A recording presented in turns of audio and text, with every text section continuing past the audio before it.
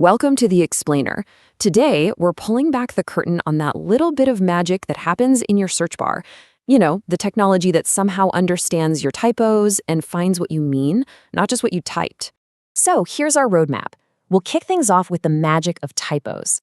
Then we'll get into how computers can actually measure closeness. After that, we'll check out the different kinds of fuzzy logic, see how it all clicks together, and finally, we'll talk about where this tech is hiding in plain sight in your everyday life. All right, let's dive right in. Section 1, the magic of typos, or how computers got so good at understanding our mistakes. I mean, think about it. You've definitely done this. You're typing fast, you mash the keys, and you search for something that's totally misspelt. And yet, somehow, you get the exact results you were looking for. How does that work? It's not actually magic, it's a really powerful technique working behind the scenes. Well, it's called fuzzy search. And the big idea here is that instead of demanding a perfect character-for-character match, it's designed to find things that are similar or, just close enough. This is exactly what makes modern search feel so smart and, well, so forgiving. Okay, but how can a computer measure something as human as closeness? It can't just guess, right? It needs a concrete number, some kind of metric. And that brings us to the core logic behind pretty much every fuzzy search system out there. The most common way to do this is with something called Levenshtein distance. Now, it sounds complicated, but the idea is beautifully simple. It just counts the minimum number of changes you'd need to make to turn one word into another. A smaller distance just means the words are more alike. And to figure out this distance, the algorithm is only allowed to use 3 basic moves. You can insert a letter, you can delete a letter, or you can replace one letter with another. That's it. That's the entire toolkit. So, for example, let's say you want to change the word cat into cut. What's the fastest way to do it? Well, you just have to replace the A with a U. That's just one move. So the Levenshtein distance between cat and cut is exactly 1. See?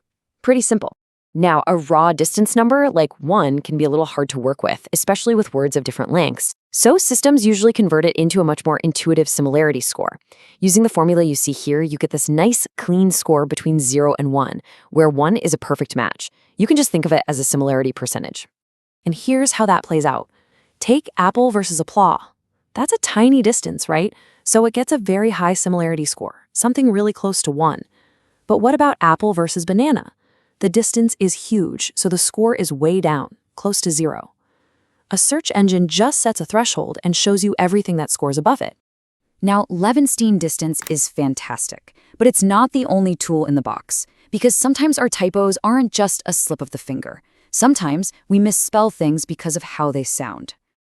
This is where phonetic matching comes into play. These algorithms, like the famous one called Soundex, are designed to totally ignore how a word is spelled and focus only on how it sounds. And they do this by turning words into a kind of simplified phonetic code. The classic example is Smith and Smith. To a basics text search, those are 2 different words, but phonetically, they're identical. A phonetic algorithm gives them the exact same code, which flags them as a match. This is, as you can imagine, incredibly useful for searching things like names. So what about when you're searching for more than one word at a time? This is where token-based matching is absolutely key. Instead of looking at your whole search phrase as one giant string of text, the system first breaks it down into individual words, which we call tokens. For instance, if you search for React developer, the system splits that into 2 tokens, React and developer. Now, React is a perfect match, and developer is a super close fuzzy match for developer.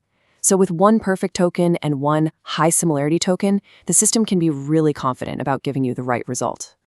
And finally, there's another cool technique called n-grams. This approach basically chops words up into tiny overlapping chunks of characters, usually 2 or 3 letters at a time. This gives the system yet another way to spot similarities, even when there are typos. Let's say you type hello. The n-grams might be he, il, and lo. Now, the correct word, hello, has the n-grams he, il, ll, and lo. See how much overlap there is? The system sees that these 2 words share a bunch of the same tiny pieces and flags it as a really likely match. So we've got all these different tools in our toolbox. Edit distance, phonetic matching, tokens, n-grams. How do they all work together when you actually type something into a search bar? Let's go back to a real-world example. A user types recat developer. That's 2 typos across 2 words. This is where the whole system really gets to shine. Okay, here's what happens in a split second. First, the search gets pre-processed. Everything's made lowercase, punctuation is stripped out. Then, the system uses a combo of token matching and Levenshtein distance to calculate similarity. It immediately filters out anything with a low score. And finally, it ranks the remaining results, putting the best match right at the top for you. And the reason this all matters so much is that this isn't some obscure niche piece of technology. It is a fundamental, and I mean fundamental, part of your digital life. You're using fuzzy search every single time you type into a search engine, every time you look for a product on an e-commerce site, or see an autocomplete suggestion pop up. It's the engine inside your spell checker, and it's even buried deep inside databases, helping developers find what they need. It's the invisible layer of forgiveness that just makes technology feel more human.